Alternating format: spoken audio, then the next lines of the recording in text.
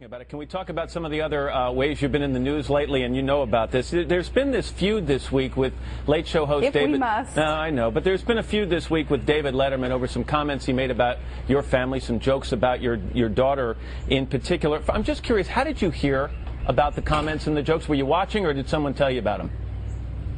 No, the next day I had an interview with John Ziegler on his new radio show, and he asked me about a comment that Letterman had made regarding my appearance as a slutty flight attendant. And my first thought was, hey, don't disparage flight attendants. They work hard. We love them. You know, how condemning of them. Don't say such a thing. And then I found out later that the comment that was made about statutory rape of my 14-year-old daughter Willow, knowing that crossed the line, and then others chiming in on other comments that Letterman has made. Just, you know, quite I think, a sad commentary on where we are as a culture, as a society, to chuckle and laugh through comments such as he had made the other night. I think it's quite unfortunate. Since David Letterman's not here, let me just say that he did not mention Willow by name, and he then went on to say he was not referring to your 14-year-old daughter. I do want to read this statement that you released. Go ahead.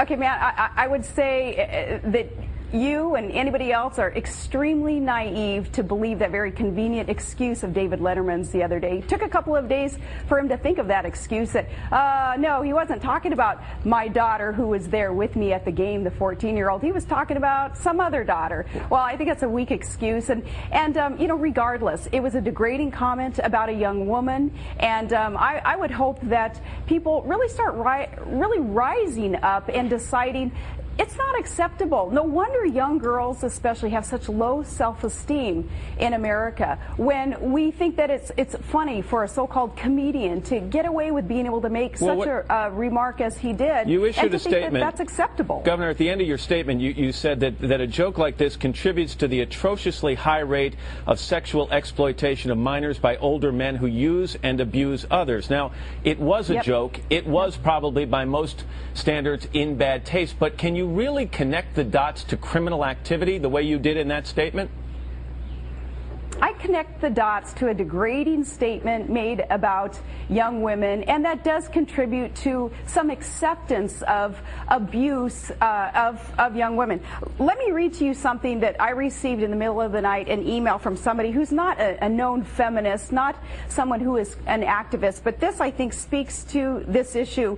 This person wrote that, hey, the women organizations across America, they are starting to rise up and say enough is enough, and that was a ridiculous comment, and yeah, it was a so-called joke, but it wasn't funny. This email says every male organization, civic, religious, etc., should rise up and shout in defense of their daughters, their sisters, their mothers.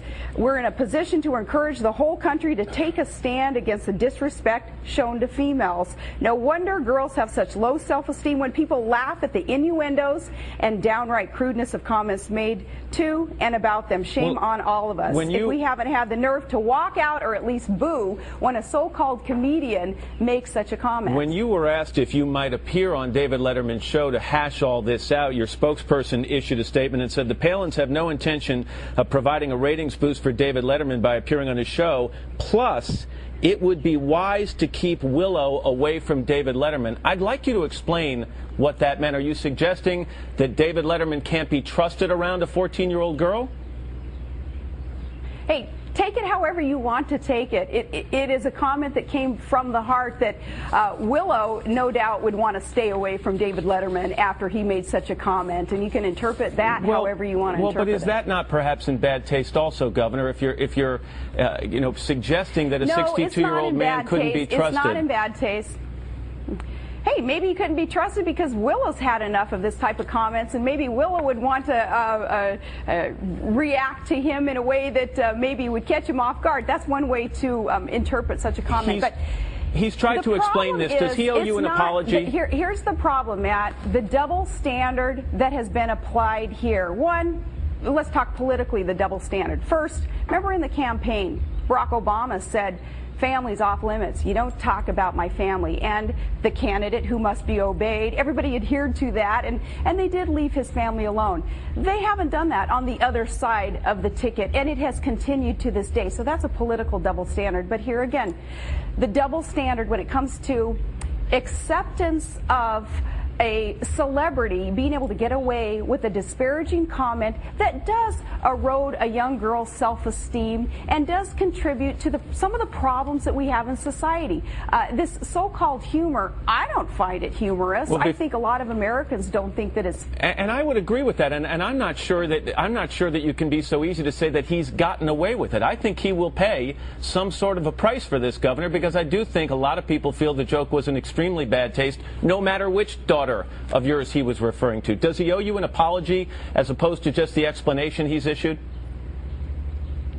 He doesn't have to apologize to me. I would like to see him apologize to young women across the country for contributing to that kind of that thread that is throughout our culture that makes it sound like it's okay to talk about young girls in that way, where it's kind of okay, accepted, and funny to talk about statutory rape. It's not cool. It's not funny.